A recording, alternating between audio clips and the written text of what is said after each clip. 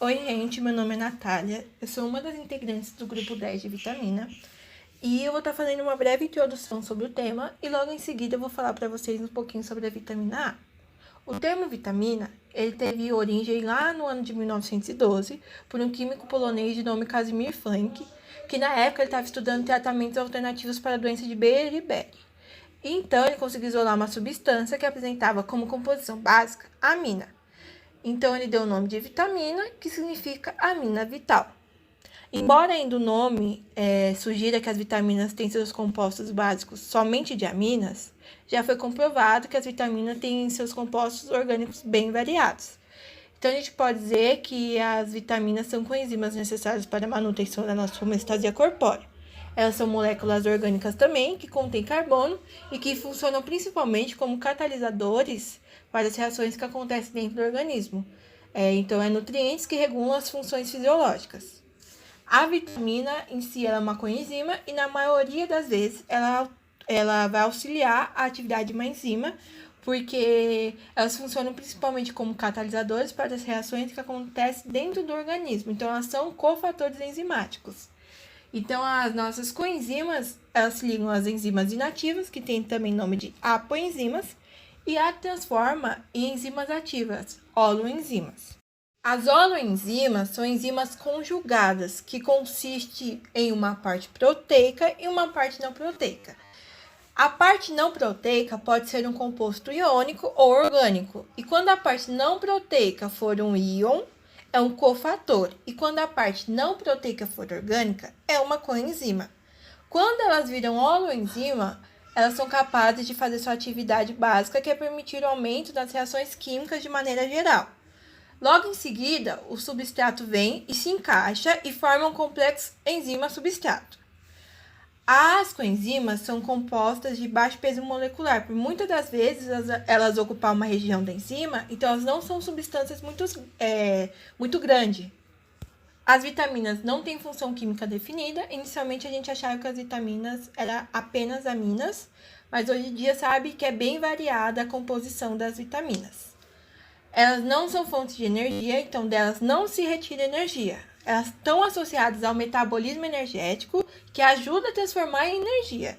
Elas são bem sensíveis à temperatura e luz, então tem que ter muito cuidado aonde você expõe os alimentos e quando você vai cozinhar os alimentos. Então, também elas não são produzidas no nosso corpo e são necessárias ao organismo em baixas quantidades. Então, você pode ter uma dieta. Atualmente, a gente tem conhecimento de 13 vitaminas que são essenciais para o nosso organismo. Elas são classificadas em dois grupos, que são as hidrossolúveis e as lipossolúveis. As hidrossolúveis são aquelas vitaminas que são absorvidas em água e compreendem as vitaminas do complexo B e a vitamina C. Elas não podem ser armazenadas no nosso corpo, tanto que são raros casos de hipervitaminose. E também elas são absorvidas e depois são excretadas através da urina. Então, é necessário o consumo diário. Já as lipossolúveis, elas são absorvidas em gordura, então elas necessitam de gordura para serem absorvidas e elas podem ser armazenadas. Então, é mais comum ter hipervitaminose nas lipossolúveis do que nas hidrossolúveis. E por elas serem armazenadas, não há necessidade de consumo diário. E as lipossolúveis compreendem as vitaminas A, D, E e K. Bom, agora eu vou estar dando continuidade ao assunto e vou estar falando sobre a vitamina A. A vitamina A, ou retinol, como ela também é conhecida, ela é um micronutriente pertencente ao grupo das vitaminas lipossolúveis e ela pode ser encontrada no tecido animal sob a forma de retinóides, que são moléculas quimicamente relacionadas com a vitamina A, ou como provitamina em tecidos vegetais sob a forma de carotenoide, que são substâncias químicas do tipo pigmento e a gente encontra na natureza, desde bactérias e fungos até em plantas e animais. E são os carotenoides que dão na natureza desde os tons amarelo aos tons vermelhos. E a vitamina A, ela age de diferentes maneiras no nosso organismo. Ela contribui para que a gente tenha uma boa visão, pois ela protege a córnea, e também para a nossa correta proliferação e diferenciação celular. Além disso, ela contribui demais para o desenvolvimento do feto. Por esta razão, ela é especialmente necessária para gestantes e também a vitamina A ajuda nos processos de formação da pele. E dentre os benefícios que já foram comprovados, ela também tem ação oxidante e ela evita infecções. E quando a gente tem deficiência de vitamina A gente pode desenvolver alguns sintomas, como cegueira noturna, que é a dificuldade de enxergar em locais com a luz fraca, e essa cegueira noturna pode até evoluir para uma cegueira total. E a gente tem mais facilidade contra infecções comuns, como diarreia e infecções respiratórias. E esses são alguns dos sintomas mais comuns em adultos. Mas no caso das crianças, a deficiência do nutriente ela prejudica o crescimento e o desenvolvimento e ela pode causar cegueira irreversível e até aumentar o risco de mortalidade infantil. A gente encontra também a vitamina A no nosso corpo humano na forma de retinal ou ácido retinóico. E o consumo em excesso da vitamina A, através de suplementação, pode ser tóxico ao organismo e levar a diarreia, vômitos, náusea, perda de apetite, até mesmo aumento do fígado e baço, e em casos mais raros, coma. As nossas principais fontes de alimento é a manga, mamão, caju, goiaba, cenoura, batata doce. E há dois óleos que são muito ricos em provitamina, que é o dendê e o buriti. E a vitamina A, na forma de retinol, ela é encontrada em alimentos de origem animal, como vísceras e especialmente o fígado. E em derivados do leite, como manteiga e queijo, e até em gemas de ovos.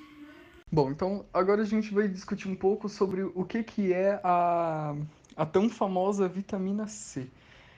Então, a vitamina C, ela também pode ser chamada de ácido ascórbico, ou AA. Ela é uma vitamina hidrossolúvel, ou seja, a solubilidade dela se dá pela água, e ela não é lipossolúvel, então no caso ela não é solúvel em gordura, mas sim na água. E também termolábil, ela não suporta uma grande variação de temperatura.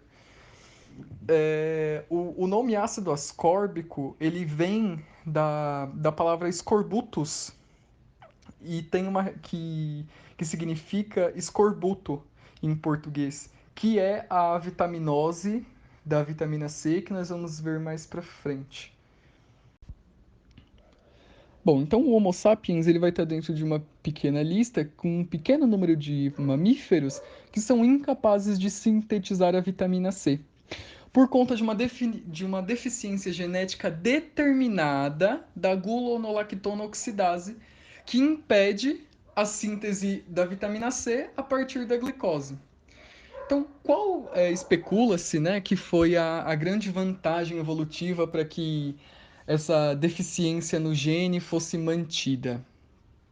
Bom, especula-se que estes seres vivos que não possuem tal capacidade de transformar, de sintetizar a vitamina C a partir da glicose, foi porque armazenar a glicose foi mais importante em termos de sobrevivência e, consequentemente, reprodução na linha de seleção natural.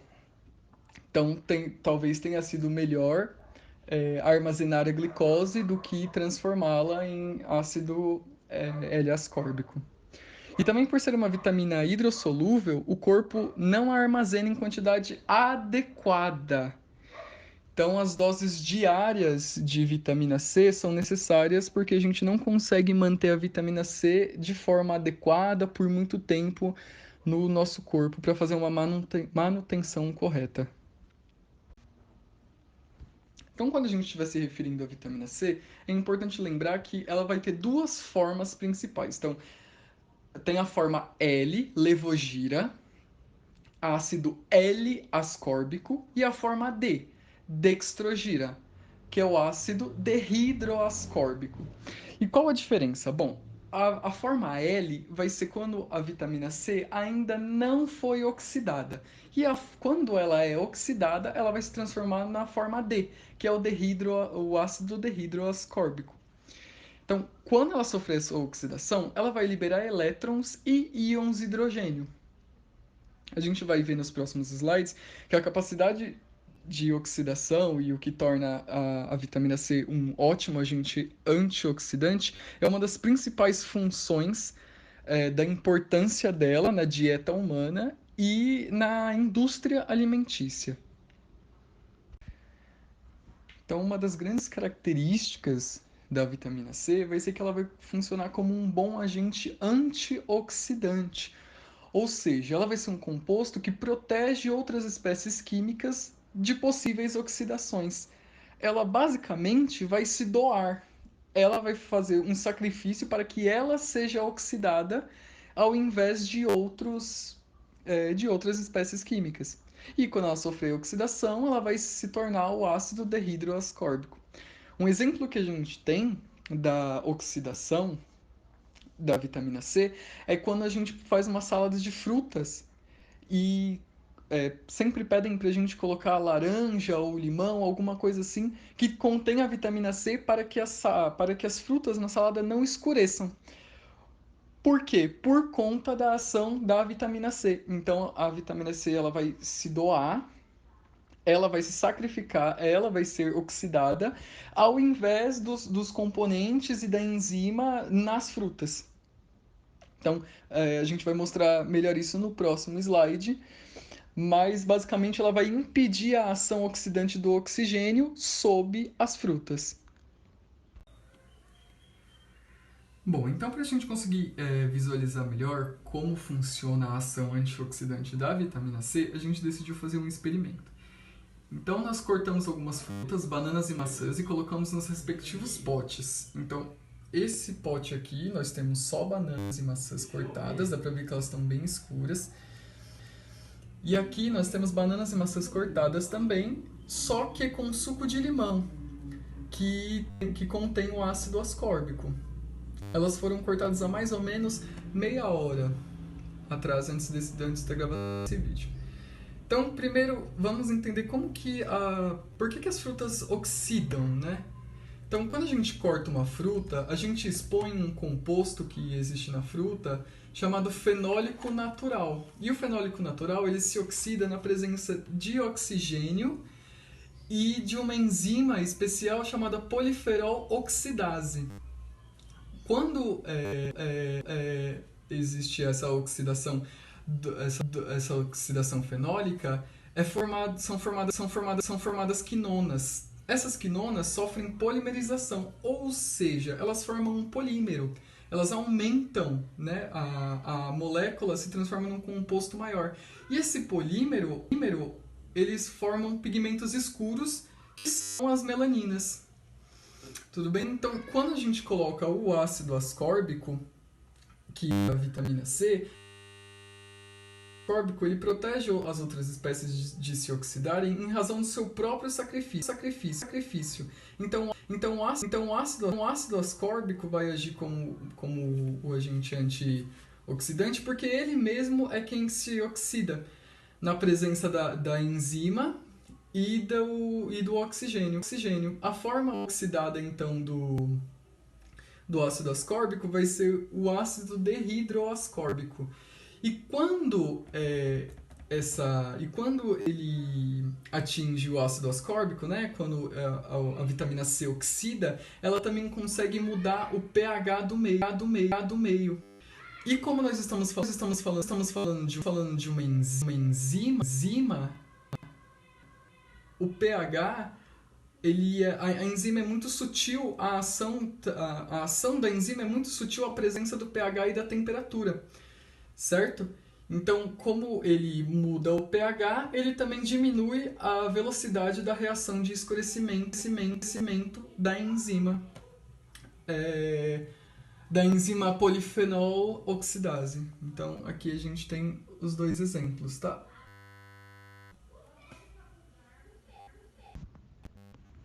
Então, depois da absorção, né, de preferência através das frutas frescas, depois da absorção da vitamina C, ela vai ser absorvida em quase totalidade ali nas porções finais do intestino delgado. Essa absorção vai ocorrer pelo mecanismo de transporte ativo, por difusão facilitada e transporte ativo, mediado ali proteínas, né, da membrana das células. E a vitamina C, uma vez que ela esteja dentro do corpo, ela vai se relacionar com uma série de processos no organismo. Quase todos esses processos estão relacionados com duas das suas funções principais, assim, vamos dizer. Primeiro é a característica da oxidação, né, de ser um bom agente antioxidante. E em segundo, ela vai vir num caráter mais ajudando a formação estrutural, principalmente do colágeno. Então, nesse slide, a gente tem algumas das funções da vitamina C, e são várias funções. Então, primeiro a gente tem a síntese de hormônios. Então, a vitamina C ela vai estar ali para doar elétrons para enzimas que vão estar envolvidos no processo de síntese de hormônios e aminoácidos. Na defesa do organismo contra infecções, proteção antioxidante. O que vai acontecer? Basicamente, ela vai servir de antioxidante para proteger as espécies importantes dentro do nosso corpo contra os radicais livres. Os radicais livres, eles estão, na verdade, procurando elétrons. Então, quando eles encontram a vitamina C ocorre esse processo de oxidação pela perda de elétrons, mais ou menos como aconteceu no exemplo da salada de frutas. Então, ao invés dos radicais livres tomarem elétrons de compostos que podem ser importantes para a manutenção do organismo, a vitamina C vai se doar. Certo? A vitamina C também vai estar ligada aí com a produção, né, a melhora na produção de glóbulos de defesa. Então, facilitação da absorção de ferro no corpo. A vitamina C vai aumentar a absorção do ferro, que a gente chama de ferro não M, que é o proveniente da origem vegetal, já que mantém o ferro na forma reduzida, ferro 2+. A vitamina C, ela também o papel dela vai estar ligado com o funcionamento das células, principalmente do tecido conjuntivo. Então, durante a formação do colágeno, atuação como coenzima nas reações de hidroxilação, que é o processo em que se introduz um grupo hidroxila em um composto orgânico, formação das fibras colágenas e manutenção da integridade dos vasos sanguíneos. Então, o A ele vai ser um cofator enzimático nas enzimas essenciais da biossíntese do colágeno. A lisil e a prolil hidroxilases catalisam a hidroxilação nos resíduos prolil e lisil nos polipeptídeos colágenos, e essas modificações permitem a formação e estabilização do colágeno de tripla hélice. Então, a vitamina C vai estar envolvida ali com a estruturação do colágeno de tripla hélice. E secreção no espaço extracelular como pró-colágeno. Então, a vitamina C, principalmente para a indústria cosmética, ela vai estar muito ligada a quesitos de beleza também, por conta por ser vital ao funcionamento das células e da produção de colágeno. Então, por conta também dessa proteção, né, na síntese do colágeno, a vitamina C também vai estar ligada com outra função, que é uma ação nos melasmas. Então, as manchas na pele, né? Então, a vitamina C apresenta efeitos na pele, dentre os quais podem ser citados a inibição da melanogênese. Por quê? Porque ela vai estar ali atuando na proteção da síntese de colágeno e é cofator nas reações de hidroxilação de proteína e lisina, que são importantes aminoácidos que vão estar envolvidos na formação do colágeno de tripla hélice, né, que é parte do nosso conjunto, do nosso tecido conjuntivo. E a vitamina C também, por conta das propriedades antioxidantes, ela vai se destacar na hora de antioxidar os compostos chamados radicais livres, principalmente aqueles que que são derivados do sol, né? Que causam envelhecimento na pele. Então, a vitamina C vai tratar os radicais livres dessa forma. Ela vai antioxidar e assim ela vai neutralizar o efeito deles, nesse caso, no envelhecimento da pele, na ação contra o melasma. Então, retomando agora para o primeiro slide, por conta da característica de hidrossolubilidade da vitamina C, o corpo não vai conseguir reter uma quantidade adequada por um longo período de tempo, né, da vitamina C. Então a gente tem uma quantidade recomendada de vitamina C diária, que se não for respeitada, né, dentro de um período de mais ou menos 40 dias, a gente tem os primeiros sinais da vitaminose, da vitamina C, que vai ser a deficiência, né, de vitamina C no corpo. Então, a dose recomendada para a manutenção de nível de saturação da vitamina C no organismo varia de 50 a 90 miligramas por dia. Então, agora a gente vai falar um pouco sobre a avitaminose, ou seja, a doença causada pela carência da vitamina C no organismo. A gente dá o nome de escorbuto, e o escorbuto, por muito tempo, ele foi conhecido como doença do marinheiro. Por que doença do marinheiro? Bom, quando a gente vai lá para a literatura, a gente vê que o escorbuto já era citado por um poeta muito famoso, o poeta clássico Camões, como doença do marinheiro, que afetava, né, os marinheiros durante as grandes navegações. Por quê? Porque quando eles viajavam, né, durante as grandes navegações, as frutas frescas apodreciam rápido. Então, os alimentos que continham a vitamina C não duravam por muito tempo. Logo, após um período de 30 a 40 dias, os marinheiros apresentavam os primeiros sinais do escorbuto. Então, os sintomas que a gente tem como escorbuto é uma lista muito grande, mas os principais são manifestações hemorrágicas, principalmente nas gengivas, edemas nas articulações, fadiga, lassidão, tonteiras, anorexia, alterações cutâneas, perda de dentes, infecções e que podem levar à morte. Então, nesse slide, nós temos os alimentos que são ricos em vitamina C e a quantidade de vitamina C em 100 gramas de cada alimento. Então, um fato também interessante é que a gente sempre escuta que a vitamina C ela é recomendada para quando a gente estiver com resfriado, gripe, mas as pesquisas mostram que os resultados ainda são inconclusivos, então não se tem certeza sobre a ação da vitamina C durante a gripe e as gripes e resfriados. Ela não tem se mostrado promissora. Mas existem outras linhas de pesquisa também que estudam a relação da vitamina C com o surgimento de células cancerígenas. E aí os pesquisadores ainda estão estudando, mas está existindo alguma relação da vitamina C com o surgimento de células cancerígenas. Oi, gente, eu vou falar sobre a vitamina E. O que é a vitamina E?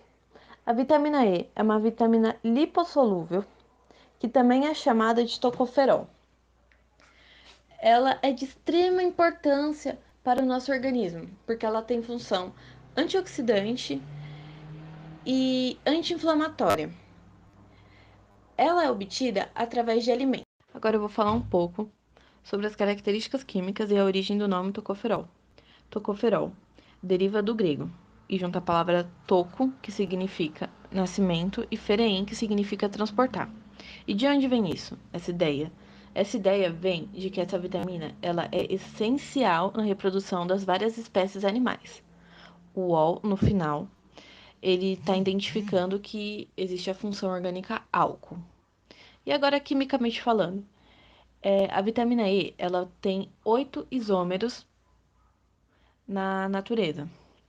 4 deles são de uma família chamada tocoferóis e 4 são tocotrienóis. E eles são identificados pelos prefixos alfa, beta, gama e delta. O mais conhecido de todos é o alfa-tocoferol e também é o mais ativo biologicamente. Nesse slide a gente está vendo a fórmula do alfa-tocoferol, aquele que eu falei no slide anterior, que é o mais ativo biologicamente. Eu vou falar um pouquinho sobre algumas funções da vitamina E. Ela age como antioxidante na manutenção da integridade da membrana plasmática assim inibindo radicais livres. Ela previne doenças cardiovasculares. Como ela previne? Ela melhora o fluxo arterial. No sistema imunológico, ela melhora a resistência a infecções. No sistema nervoso, melhora o funcionamento do sistema e ainda previne o Alzheimer. E no Parkinson, pode ajudar a diminuir a progressão da doença. Previne alguns tipos de câncer e atua como protetora da pele. Em relação à hipervitaminose da vitamina E, ela não é muito comum. Adultos podem passar anos ou meses ingerindo e não vai acontecer algum dano. Mas se estiver relacionada a outros fatores, como um tratamento com anticoagulante, pode aumentar o risco de sangramento. E às vezes pode desenvolver fraqueza muscular, cansaço, náusea e diarreia. Agora eu vou falar um pouquinho sobre a deficiência da vitamina E. Ela normalmente está relacionada a alguma outra doença, então raramente ela é causada por dieta pobre. E algumas doenças que podem causar isso é a insuficiência pancreática, a fibrose cística e a síndrome do intestino curto. Ou também pode ser por uma anormalidade genética na proteína, que transfere a vitamina E. Em recém-nascidos é mais comum. Por quê? Porque eles têm uma dificuldade maior de armazenar essa vitamina, causando anemia. A ausência dela pode causar fraqueza muscular, perda de massa muscular, e em casos raros, esterilidade. Algumas fontes da vitamina E. Ela é encontrada em diversos alimentos e óleos vegetais que contêm altas quantidades de alfa-tocoferol. Alguns exemplos: a semente de girassol, o óleo de girassol, a avelã, o óleo de milho, o óleo de canola, o amendoim, a amêndoa, nozes, marisco, entre outros.